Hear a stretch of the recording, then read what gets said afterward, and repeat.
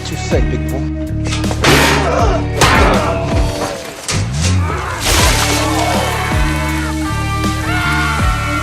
It's a dog-eat-dog world out there, so you gotta be badass. Just like a daredevil, he doesn't shy away from flexing his skills, even though he's gotta compete with She-Hulk. Even when it comes to love, you gotta fight, just like Keanu Reeves says. So get off your Xbox, PlayStation, Nintendo Wii, or whatever it is that you use for your digital battles. Get inspired with my top 10 most badass scenes across film and TV.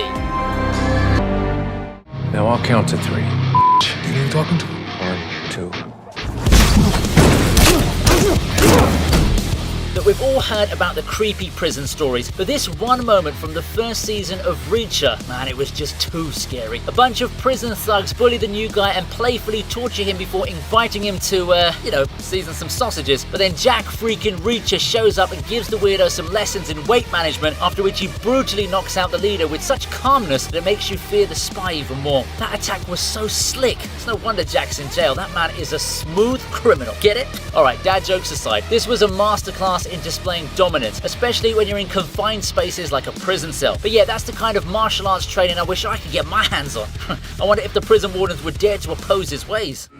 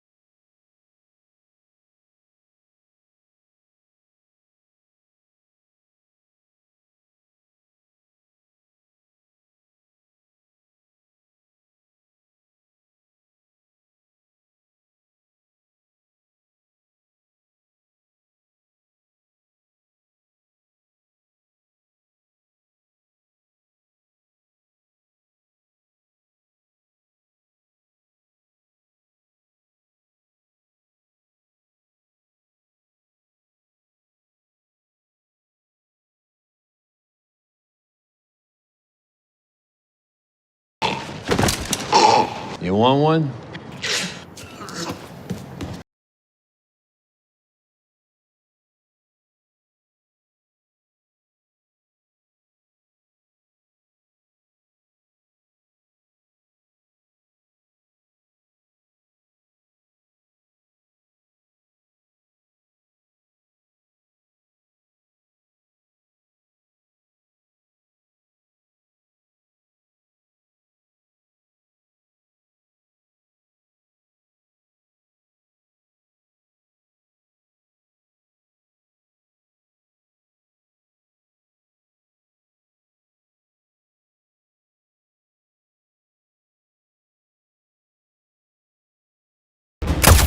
Non-lethal.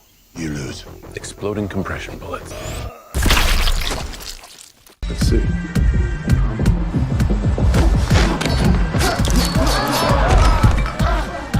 Cherokee Bill is a total badass. Don't believe me? Boy, do I have a scene for you then. The Harder They Fall is a somewhat forgotten movie today, but if there's anything most fans remember, it's the train robbery scene where Cherokee Bill assures everyone that he doesn't like violence. Well, at least when he's not dealing with old white men trying to be the hero. This unlucky fool quickly gets a taste of instant regret when Bill slices up his leg in less than a second and sends him straight to the chair. No, not that kind of chair. The dude was so fast that I wouldn't mind him replacing Ezra Miller as the Flash, but then again, at this point, I wouldn't even oppose Harry Styles taking over the role because DC's only hope is relying on MCU actors. But yeah, the scene is short, sweet, and accomplishes everything it needs to do in razor-sharp time.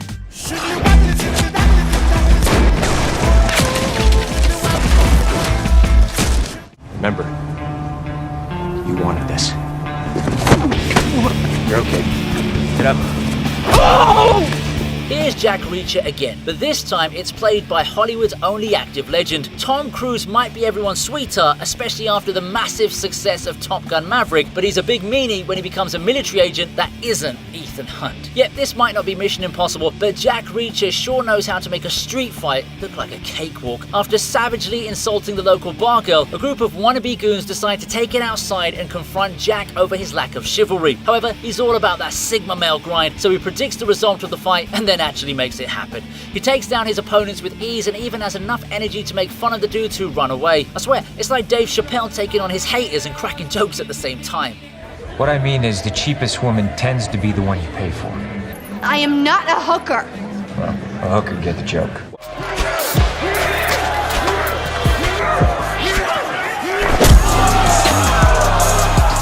It's one of those sleeper hits again, isn't it? The general public might not know a lot about Michael Jai White, but martial arts enthusiasts consider him a living legend. And make no mistake, their worship is totally valid. Take this fight scene in Blood and Bone, for example. Our hero, Bone, yeah, that's his actual name, is up against Hammerman, who's supposed to be the ultimate street fighter. And, well, yeah, he does look like final boss material. However, Bone is completely calm and doesn't let out even a single bit of emotion as he takes on and takes down his oversized opponent with ease. The man does it so coldly that even Mr. Freeze would approve of such shenanigans. But yeah, it's a great fight scene that feels even better to watch once you realize that Michael Jai White does his own stunts. Kinda makes you wonder why he couldn't fight back against the Joker in The Dark Knight, eh?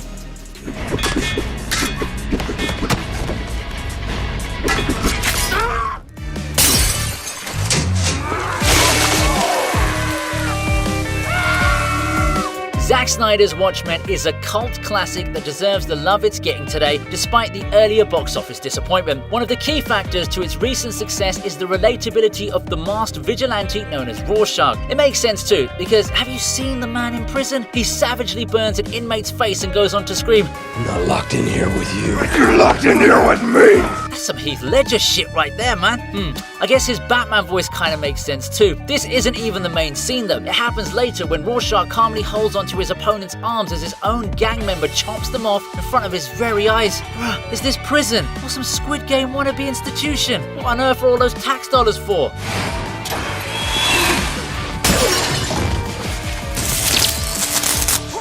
Never disposed of sewage with a toilet before. Obvious, really. Yes and no.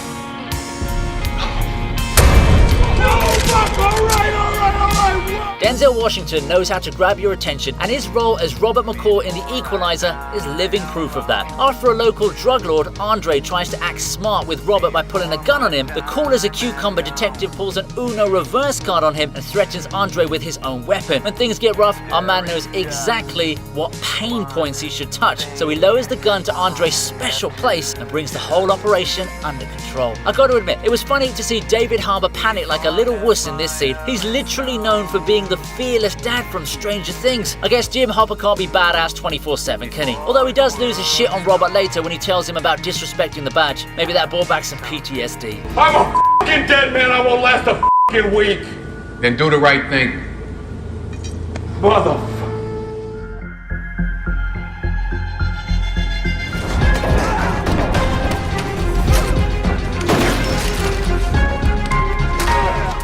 You knew I had a classic Marvel entry coming in at this point, didn't you? Now, the Netflix version of Daredevil might not be MCU canon, but it's still a hell of a show that I'd recommend you watch before checking out Matt Murdock in Disney Plus's She-Hulk. The action-packed hallway fight scene is the best way to showcase Daredevil's strengths and weaknesses at the same time. The dude can't see, but his other senses are heightened, so he's able to take on multiple goons at the same time. However, he's not some overpowered superhero, so he's got to use his human limitations in the most efficient way possible, and he does so while looking like a total badass. Just look at this man go. It's like he's got unlimited power-ups or something. There are quite a few parallels between entry number 1 and entry number 10, so it just goes on to show that numbers shouldn't dictate the importance of an awesome fight scene.